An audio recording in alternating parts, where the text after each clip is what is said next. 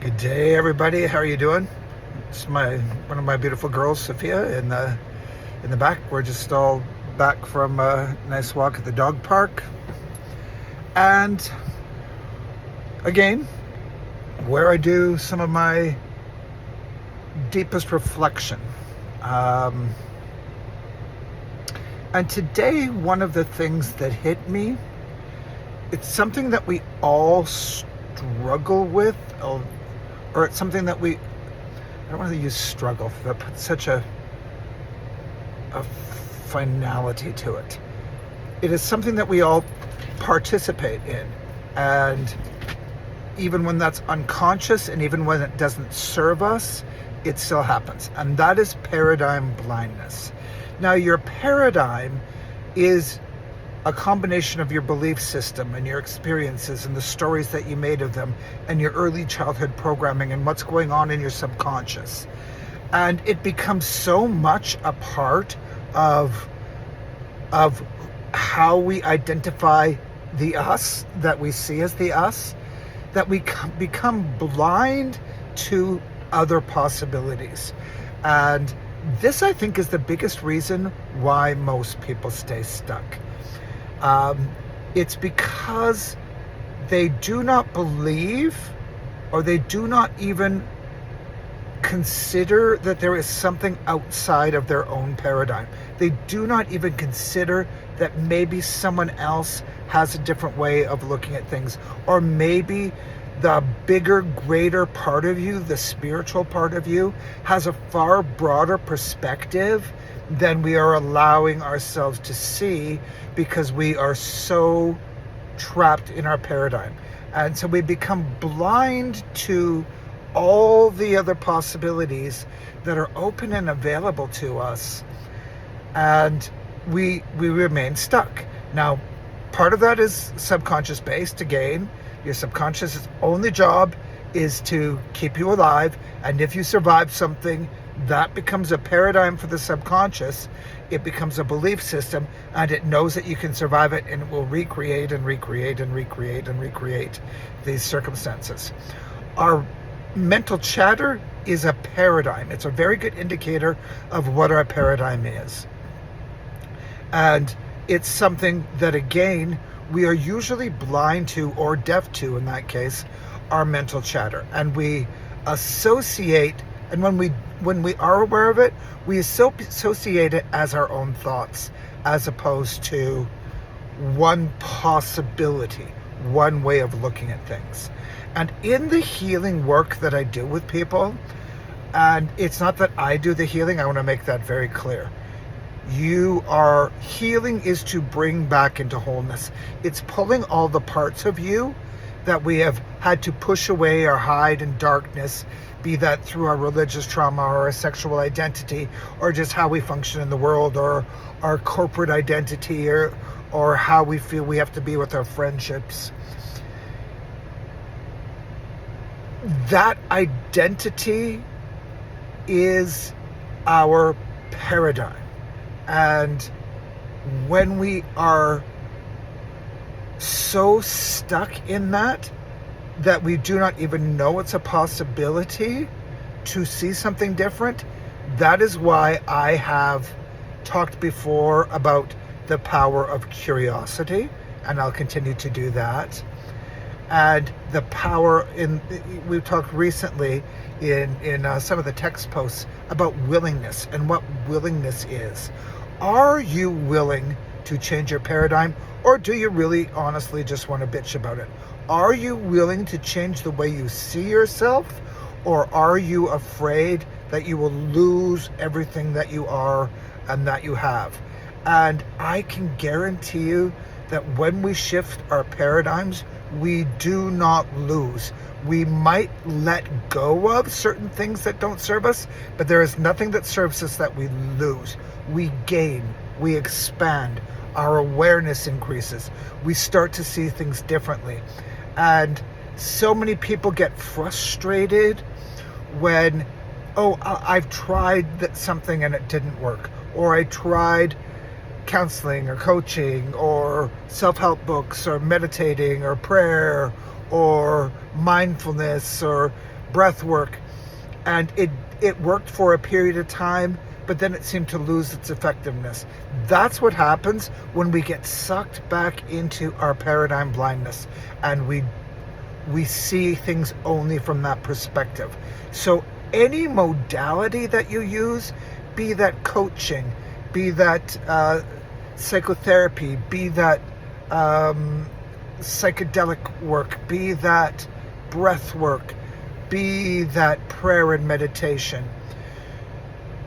that has to start to create a new system of beliefs, a new paradigm. It has to create a shift, and sometimes that shift will slip back. That's part of human nature. It's part of our human experience. But there will reach a point where we have created a new paradigm for ourselves that becomes the foundation that we're functioning from. Not our traumas, not our hurts, not our pains, not our mistakes, not our trials, not our joys even. All of those shift, and they can be reknown. Now, another thing that I wanted to talk about today is a number of the people that I work with, or that I've had conversations around working with, what they want is to forget about their traumatic experience. They want to forget about the people, places, things that happened to them or did not happen to them, and just be happy. I just want to be happy. I want to forget about all this. I never want to have to think about it again. That's really not quite how this works. You can, though, re-know and re-experience what happened in a way that becomes of service to you. And that is a harder road. It's a harder road to hoe, if using an old farmer expression, because there's rocks in the path of the trench that we're trying to make. And dealing with the root cause of things, dealing with our trauma of things, is actually taking those rocks out of the ground, looking at them from different angles, re-experiencing them as something other than tragedy and trauma, and releasing that energy that we keep trapped in our body around our paradigms. And our paradigms do that. They keep us trapped in the physical sensations of sadness, or the physical sensations of depression. When our paradigms do not shift and we cannot cope with, or our trauma is too triggering and we cannot deal with it on our own, that's where we start to get into things like addictions and escapism, which are another paradigm that is just layered on top of the old one. It doesn't help you change your experience. It doesn't help you re-know who and what you are on a fundamental core. And so as you're going through the day, look for the paradigms that you are living in your daily life. And the way to do that is to just be curious, be willing to be curious about, is there another way? Could I see this differently? Could I see this person differently? Could I see myself differently? Am I different than what I have experienced of myself to this point? And that is the biggest thing. That is the biggest thing that I work with people on, is experiencing yourself in a whole new way. And I say whole, it's by bringing back all those parts of us that we've had to push aside. So I know this is a little bit rambly today, but when we're dealing with things like paradigms and paradigm blindness, it's a complicated issue, because we have such attachment to our quote unquote self that we lose the we become blind to, we don't lose the ability, we become blind to, because of blinders, the ability to see things as they truly are, to see us as we truly are, to see circumstances as different than how we interpreted them in the past. And that's the challenge. That is the work. That is the work of being human. That is the work of humanity itself, as we continue to grow and expand in our awareness. And people say, well, I've said that to a few people. It's like, well, look how shitty everything is, getting worse and worse, and the financial system is getting worse, and the politics are getting worse, and the hate is getting worse, and especially within our LGBT community, but not only in religion. Look what's going on in religious wars. Look what's going on in territorial wars, and the wanting to hoard resources. That is all a paradigm on a global level, that as we shift our own personal stories, our own personal paradigms, the collective unconscious is touched by that and shifts also. Now, is it a process that happens overnight? For some people, it maybe is. Is there a world available to us that we do not even see, because we are so stuck in seeing the darkness? We are so stuck in our own pain. We are so stubborn in our clinging to our idea of being right, because if we are right, that makes someone else wrong, and then we can relinquish our responsibility. So paradigms are a big deal. Paradigms impact on us all. Paradigms are a series of beliefs, and beliefs are a series of thoughts, and thoughts are often a series of programs, and that is the work that we do together to heal and recreate, re-know, re-establish, re-quantify, re-experience who and what we truly are. So I hope this message reaches the right people. I have faith that it will.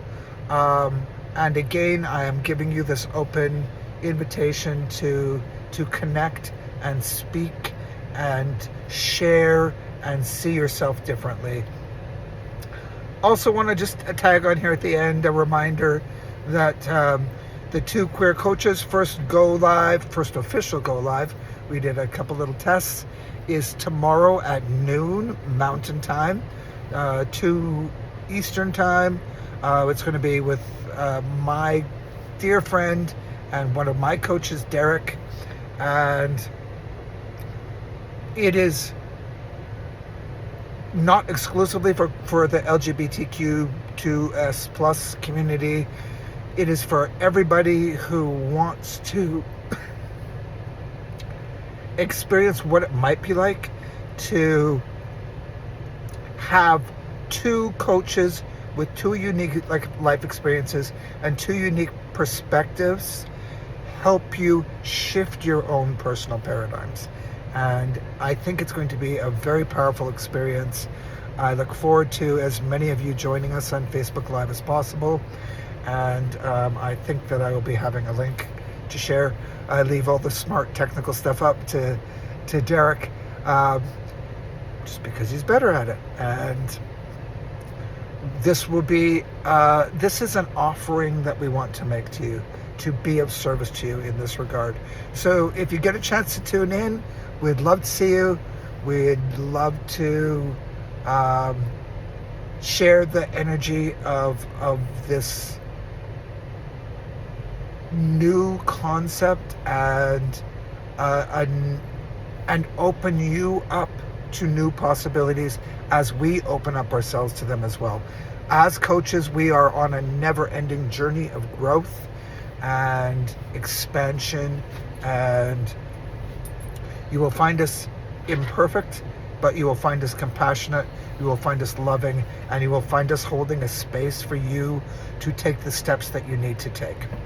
And to not be thrown when you have those down days, when you have those bad days, even when you've made progress. Like I said, your paradigm is going to try to shift you back to where it is most comfortable.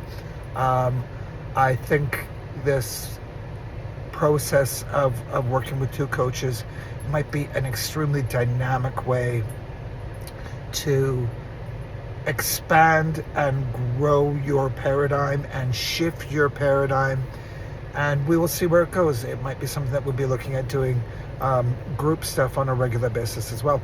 We're figuring out as we go along, and we invite you to join us on the journey. And once again, thank you for sticking in there to the end of this video with me. It really means a lot. I share this, everything that I share with you is from my heart.